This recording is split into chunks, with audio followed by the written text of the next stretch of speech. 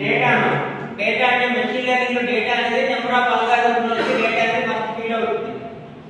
Algorithms లో మన data అనేది మనం ఫీడ్ చేసిన తర్వాత data to be train by the machine. Data మొత్తం కూడా మనం ట్రైన్ చేస్తాం. ట్రైన్ చేసిన తర్వాత then only we build a model. ఎప్పుడైతే డేటాను అల్గారిథమ్స్ లో తీసుకొని మనం ట్రైన్ చేస్తామో, మెషిన్ తో ట్రైన్ చేస్తామో, then only we build a model. Model build అయిన తర్వాత finally we predict the outcome. Outcome ఎప్పుడు వస్తుంది మనకి? Data first of all data మనం గ్యాదర్ చేయాలి.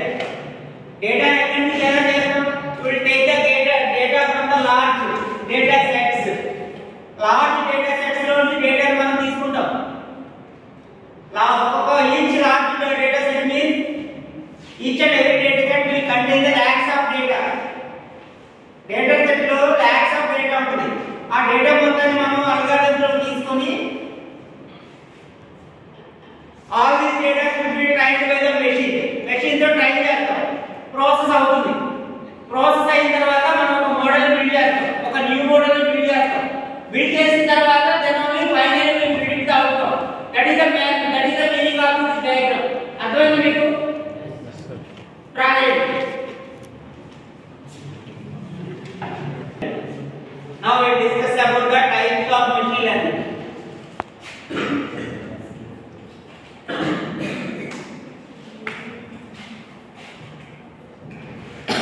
Types of ML. First one is the supervised machine learning.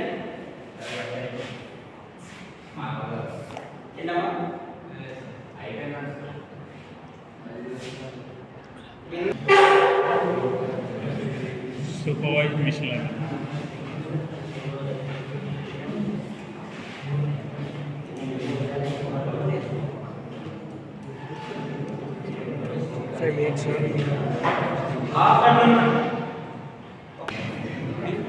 Unsupervised machine learning.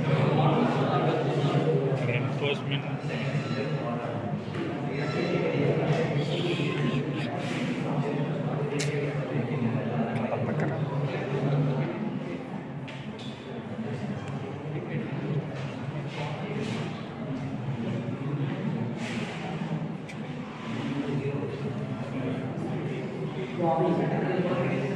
Semi-supervised machine learning.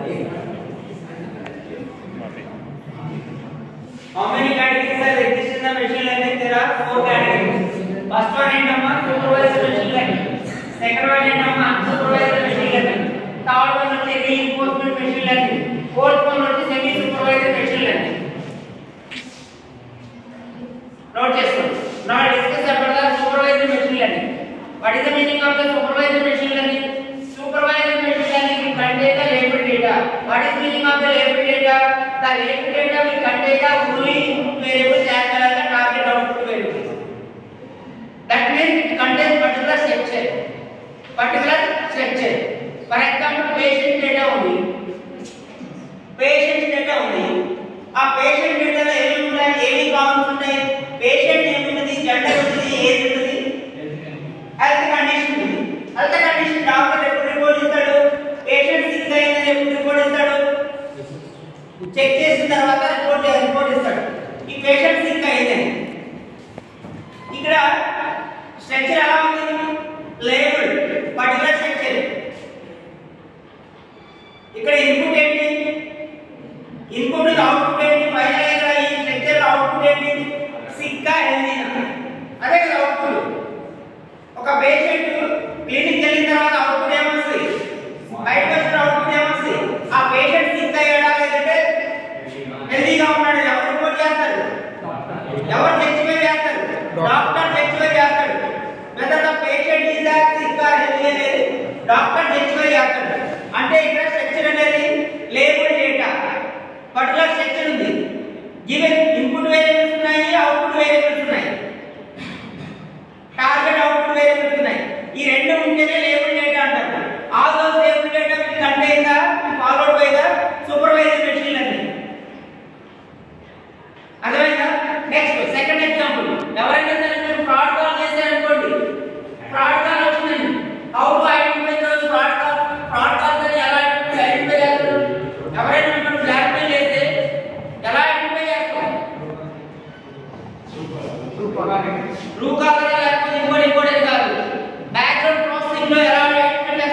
మీరు complaint ఇస్తారు. So and so number నుంచి నాకు black mail చేస్తున్నారు